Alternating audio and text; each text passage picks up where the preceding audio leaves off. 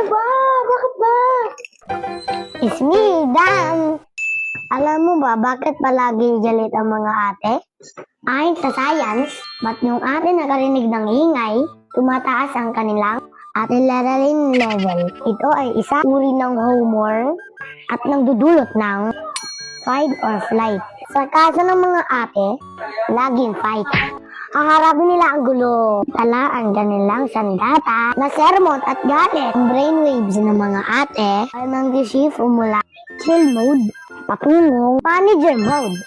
Ang galit nila ay hindi galit. Isa itong automatic quality control system.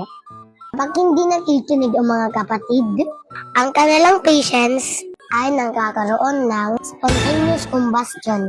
Kaya sa susunod, ba't nagagalit na yung ate mo, huwag kang matakot.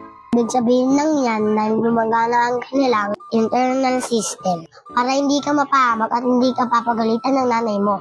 Ikaw papagalitan ko ng ate mo.